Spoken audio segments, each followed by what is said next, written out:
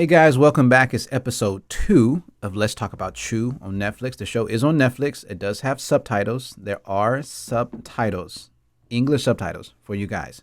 And if you're watching this one, make sure you go back to episode 1. Now, this is episode 2. Let's Talk About Chu on Netflix. My name is Teacher Ray, or you can call me Ray. Let's jump into it. These are some more juicy questions for you to answer. Now, question 1. If you are not seeking for love, what's a healthy amount of dating apps to download? And remember, guys, I don't do dating apps, but this is the question for you guys out there. If you are not seeking for love, what's a healthy amount of dating apps to download? Guys, I think one, let me reiterate, and that means to clearly repeat, I do not do dating apps, but I can't have an opinion, right? So what's a healthy amount? I think, guys, if you have like 3, 4, we're calling the doctor. I'm telling your mom. I'm telling your parents, right? I'm like, hey, your child has 5 dating apps. Maybe you guys should have a talk. I can't say what's a healthy amount. I would say maximum 2. I've heard I have a lot of female students. Remember, I'm a business English consultant. I have a lot of students. Because I'm in Taiwan, I don't know, it's majority female students. I would say 5 or 6 of them have Bumble. They do have Bumble. I've heard, quite a bit have Tinder. And the female students that I do have, they're on Tinder. They say they regret they have Tinder.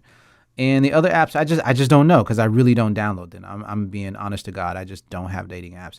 But I would personally say 1 to 2 dating apps would be healthy if you're out there looking for love. If you're not seeking for love, I think, remember, it's not seeking for love. I think 1 to 2 dating apps. If you are seeking for love, I think you should get out there and go have a drink with some friends. Like physically, guys, let me tell you what to do. Step 1, wash your hands, take a shower, put on your clothes, and walk out the door and go to a bar, a lunch, or a hot pot with a group of friends.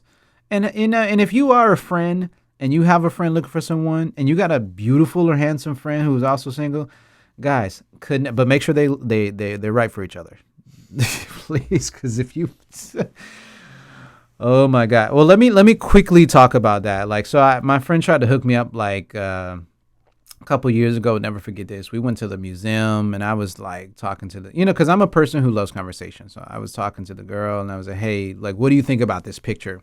I think it was a boy in the water in Vietnam, and it was like after the war. And I was like, what do you think that he's thinking? Right? And the girl was like, oh, 很辛苦. 很辛苦in English means like, oh, he looks so tired. I said, okay. For me, that was strike 1, because I was actually trying to use this as a secret way to find out about this person thinking. And then so later, okay, guys, I do love baseball. I love a lot of things, but I also love many things like fashion. So the girl that they tried to hook me up with had a Burberry bag. So I said, oh, wow. They changed the designer. They have this type of, I'm a very crazy person, guys. I know details. I study details. I love things. So I said, oh, they changed this design. They changed this design 3 years ago, right? So they have a new designer, and they're kind of, coming back. They're doing better. So which one is your favorite bag? Oh, and I'll say it in Chinese. 就好看就好. And that means that basically if it looks good, it's fine. Okay, for me, that was strike 2, right? Because I was expecting to, for me as a man to dive into a conversation about a bag, I'm jumping in the river, guys. I'm jumping over into the ocean, because this is not what men talk about. But I'm an open person. My conversation is very versatile. So that was strike 2 for me. And we don't need to get into strike 3. Strike 3 would make you angry. But for me, I still believe to go out there and meet people in person, right? So if you're not seeking for love, what's the healthy amount of dating apps to download? Teacher Ray says 1 to 2. It's only up to you. Now, it's up to you. Second question. Once you've discovered, guys, don't be angry. This is just from the show. Once you discover your teenager or adult child was sexually active, would you buy them protection or have the talk, or both? I would do both, because kids are going to do what they're going to do. I mean, if it's like 8, 9, I'm going to have to I'm going to have to break some knees. I'm like, dude, you're way too young for this. But if they're like 16, 17, I would have to say, now this is if I had, my son. Now, if it's my daughter, I have to do both sides. If it's my son, I would just say buy protection and say, be careful. I don't want any grandkids right now. You're way too young, and you don't even have a degree yet. You don't even have a high school degree yet, right? So don't even think about having kids. But it's my daughter. I would have to sit down and have a talk because it's just different. I'm sorry that it's different, but it's just different because you have to make sure that she's in the right mindset. Guys do this without thinking, but girls, they take it serious. And I want to make sure that this is the right partner for them. And I hope you understand what I mean. So once you've discovered your teenager or adult child was sexually active, would you buy them protection, have the talk, or both? Right? That's a key question you got to ask. You got to ask yourself that. Now, number 3, it says, would you respect your father if your mother was only a third party? There's a lot of relationships out there, guys, where the father has a, extra lover. Like in Taiwan, they call it a shao san. So I kind of conveniently and friendly called it a third party. So this means that, they have their own life. They probably had a family, but because they had a child with you, they were willing to pay your mother money and to get them a house. And, it's basically an ATM. If that was the case, I would not respect my father and I would try to stay distant from him because I know that I'm just a side family and basically you're using money just to make my life good. There's no connection. So personally, Teacher Ray would not respect the person. Yes, I can sit down and have lunch. I could, say hello to you, but I would not try to connect with you because I know I'm just a third party. That's it. So for that question, would you respect your father if your mother was only a third party? I would not. That's for me personally, guys. That's just for me. Question 4. What would you do if you found out your parents had a secret lover around your age? I would be super, super weird, and I would make sure that this young man, because I'm talking about my mom, I would make sure this young man has no plans to get like the family money. That would be number 1. And second, I probably wouldn't like them at all. Because it's just your parent. And then it's like, first of all, it's like this guy's my same age. Now, if it's my dad and it was a younger woman, it would be kind of the same thing. I'm like, look, there's so many guys out there. Why are you with my father? So I'm going to speak on both sides if it was my mom or my dad. Now, they are divorced and they are happily divorced. They're living their life. They successfully divorced. But I do want them to find love. But if they have someone my age, the age of their son, that's super weird. Now, I will not stop them, but I will not accept it. I will not get in their way. I just won't talk to these people if they're around my same age. So that's just me. That's just Teacher Ray's personal opinion, right? What to do if you found out your parents had a secret lover around your age, I wouldn't like it. Number 5, when it comes to mistakes, how many strikes do you accept from your partner? It could be many strikes, guys. I know I love baseball. I'm always reference baseball in the lights, camera, whatever. I will always, because I love it to death. When it comes to mistakes, it depends on the type of mistake. If it's not like a severe mistake, it's fine. Guys, we're talking about like washing dishes or like picking up things like socks or like, that's okay. But when it comes to like, okay, you secretly messaging guys, oh, that's a strike, right? You're hiding something, you're deleting things, that's a strike. These type of things I'm talking about, these type of actions and behavior, these are what I call strikes. People make mistakes, right? Or you disappear one full night and then say, oh, sorry, my battery died. And that happened. My battery died like 5 times this week. That's a strike because it's like that just doesn't make sense. You have something going on and there's no point to keep me as your partner if there is someone else. And I wish you the best of luck. So when it comes to mistakes, how many strikes do you accept? I would say depends on the severity, 严重度, the severity of that strike, right? If the severity of that strike is too severe, too high, then we need to talk, right? And if you're not willing to talk, then you should not be willing to keep me because I'm going to go.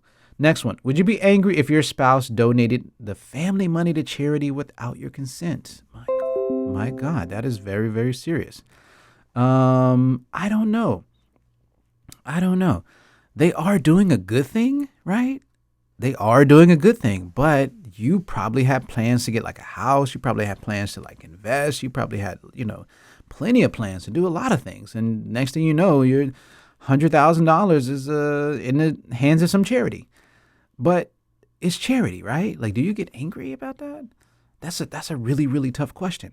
That's a really, really tough question, right? Would you be angry if your spouse donated the family money to charity without your consent? I would be angry because first of all, this is family money. This is joint money. I'm not married. Hopefully I still would love to get married. But in the future, if this happened and someone donated a large amount of money to charity with our money that we saved and we have possibly had plans to travel or to donate or to invest and it went to charity, I would be angry, yes. But it's weird, right? Because it's to charity. Like, how angry could you get? But at the same time, it's just a principle, guys. If you're one of my students, this is one of my favorite words. It's the general principle. You said nothing. You literally said nothing. You just donated. Like, oh yeah, sorry, by the way, we donated $50K, right, USD to charity. It's like, first of all, we only have 150. You gave 50. If it was like 2,000-3,000, yes, gradually over a couple, quarters, yeah, because, yeah, we have plans, right? And you kind of gave it. Actually, guys, let me be honest with you. Money's hard to earn. So, yes, charity is a good thing. It's good to give back, but you can discuss with me, right? So, one of my favorite words that I always say, GP, general principle. If you do this, guys, please talk to your partner. Next one. Would you blame your partner for your child coming out of the closet? Oh, let me get some coffee for this one. And don't think I made a fake sound. I actually took a sip. I would not blame at all. I mean, it depends, right? Okay, let me be careful here. It depends, right? I mean, if you're just constantly putting this child in a certain environment, still, I would not blame. I cannot blame. I think that kids are smart enough to make their own choices. But environment does impact. That's all I have to say. And I won't go any further than that. But the question is, would you blame your partner? I would not. I would not blame. I will discuss, but I would not blame. I think that's unfair. So would you blame your partner for your child? And when I'm saying child, I'm talking about like teenager and higher. I'm not talking about a 3-4-year-old. I'm talking about teenager and higher. But some people say like my kid, my son, and they're like teenager or adults. So this is what I mean. Now, the next one is, after an argument, are you the type to hide in the bathroom, take a walk, or bring out the boxing gloves? For me, bathroom's not going to do anything. I'm a take a walk guy. I'm in Taipei, guys. In Taiwan, we have a U-bike, right? A U-bike is my life. It's a ride-sharing bike. I love to ride around Taipei and to clear my head. Anytime anything happens, I will literally get on my U-bike if there's not raining. I'm not that crazy. And just take a ride. Boxing gloves. Boxing gloves here doesn't mean boxing gloves. If you have boxing gloves, congratulations. But here means to actually fight and debate and to challenge, right? After an argument, I like to take a walk. And I heard psychologically you should take a walk together because it means you're kind of going in the same direction together psychologically. You can just take that as a hint. But I like to take a walk. And then if they want to walk, and I will always ask, hey, do you want to take a walk? I will ask my partner, do you want to take a walk, right? So if they don't want to take a walk, I will take a walk myself and say, hey, I'll be back, right? So after an argument, Teacher Ray, right, will take a walk. Now, are you hiding in the bathroom, going to your phone, whatever, deleting your messages or just going to play video games or whatever, just to take a shower, just to release yourself? Some people really need hot showers. Some people, that's a pure medicine. Now, for me, it is take a walk. For you, please leave your comments. Next one. Are you open to talk about you and your partner's sexual relationship with other couples, or is it your business? Guys, I am a super private person. No. I think the closest person I ever will talk about my relationship is like my cousin Jay. That's it. I'll talk to him. I think it's really personal information. It is my business, and I think it should stay your business. You should only talk about your things to you and your partner, because once you talk about it and open up to other people, other couples, and they start sharing all these good ideas, and you're gonna say, oh man, what's wrong with our relationship? Like I'm not discussing anything. We're not doing anything. You guys are amazing. You've created the situation. Like I say, you are your choices. You threw yourself into the fire by opening up that conversation. That's literally what you did. You threw yourself into the fire by opening up your sexual relationship with your partner to other couples. If you want to do that, make sure your partner is okay with it before you do that. Other than that, please keep it quiet. Please keep it quiet. Because in that situation, guys, I mean, imagine, right? You get somewhere and like you're with your husband or wife, and you get somewhere and they're sitting down with the other couple. And you say, oh my God, guys, we had the best time last night. And the other couple is like, okay, how about we order our food? It's like, but you have no idea what my wife or my husband did to me last night. It's so amazing. You could be embarrassing the other partner. Now, on the reverse side, you get to a restaurant and you've openly shared your things with other people. And it's, oh, did you guys try this? This is amazing. This is amazing. And the wife is like, yeah, this is the best time in my life. And then you're looking at them like, and then you're looking at your partner like, why don't we try it? And the other wife is looking at you, or the other husband looking at you like, why didn't you try it? Are you crazy? You're also throwing yourself in the fire. So to avoid this situation, right? For me, I just, it's my personal business. Guys, remember, this is just for me. This is my personal business, right? This is my personal business. I don't want to, if my partner just openly discusses it and like she's happy with what we do and she's satisfied, okay, fine. But I got to say something later. But if it's just like, because you guys, we are different people when the alcohol hits the throats. When the alcohol is going down the drain, we become different people. We become totally different people. I totally understand. I am very, very knowledgeable of that. I do myself. But when I drink, I become very, very quiet and I just become very observative. So don't think I don't like you. I just get quiet when I drink. But for me, I will not. If my partner does, okay, whatever you want to do. Now, last one. For the traditional nagging parents, what to do if your kids have no plan to give you grandkids. I would be sad, but I am not going to be one of these traditional people and beg you to have kids. I will never beg my child, give me a grandkid. I would never beg them to give me a grandkid. Like, it's just like, hey, give me a kid. It's just like, hey, go get me a Snickers from the vending machine. Like it's just some normal action, right? Hey, give me a grandkid. Thank you. Shih-chieh. And move on, right? You can't do that. That's not right. They didn't ask to be on earth and now you're asking them to bring someone else on earth. Come on. That's just a double whammy, right? Don't ask your kids to say, hey, give me grandkid. And actually the more you ask, the more stress you're giving them. And remember, stress goes to the baby and stress goes to the baby making process, right? Because they're going to be like, oh, like, hey, my mom said, or my dad said. And your partner's going to like, but we are not their body. We have our own life. So can we please like respect what we do?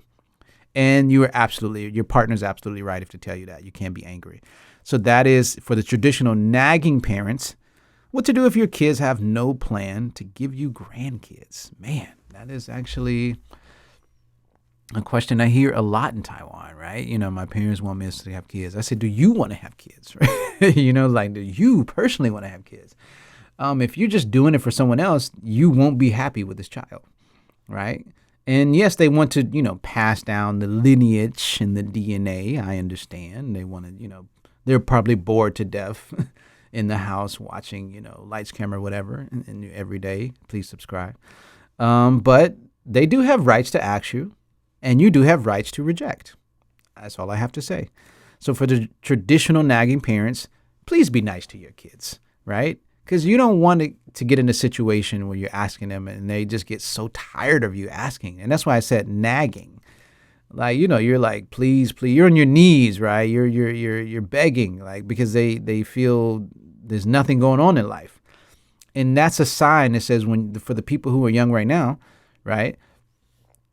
Get some intimacy into your life. So when you get older, you're not begging for grandkids. You just want to be with your partner. That's it. You want to have fun with your partner because you're older, right? And you didn't have that life of love. You need some distraction. So this is a sign for the younger generation right now. Grow your life of love. Learn to satisfy each other. Both sides have needs, right? Learn to help that. Everybody needs to release, guys. Everybody. Partners need to release. They need to help each other release. And if your partner is doing it by themselves, then, but they're not, cheating on you, then just, encourage them and support them because, you're not there all the time and they need you, right? You can't be angry at that all the time, right? But if they're doing it all the time without you and not giving you any attention, that's different. But I'm not trying to sway too far. I'm just trying to say for the young generational couples, learn how to make each other happy. So when you get older, you're not waiting to have grandkids. You're just enjoying each other. you're enjoying the time you have with each other. So that is for the last one. So let me kind of repeat the questions. If you're not seeking for love, what's a healthy amount of dating apps to download? Once you discover your teenager or adult child was sexually active, would you buy them protection or have the talk or both? Would you respect your father if your mother was only a third party? What would you do if you found out your parents had a secret lover around your age? When it comes to mistakes, how many strikes do you accept from your partner? Would you be angry if your spouse donated the family money to charity without your consent? Would you blame your partner for your child coming out of the closet? After an argument, are you the type to hide in the bathroom, take a walk, or bring out the boxing gloves? Are you open to talk about you and your partner's sexual relationship with other couples, or is it your business? For the traditional nagging parents, nagging all the time. What to do if your kids have no plan to give you grandkids. That is episode 2 of Let's Talk About Chu on Netflix. And this is Lights, Camera, Whatever. This is Teacher Ray here. Please leave your comments below. See you soon.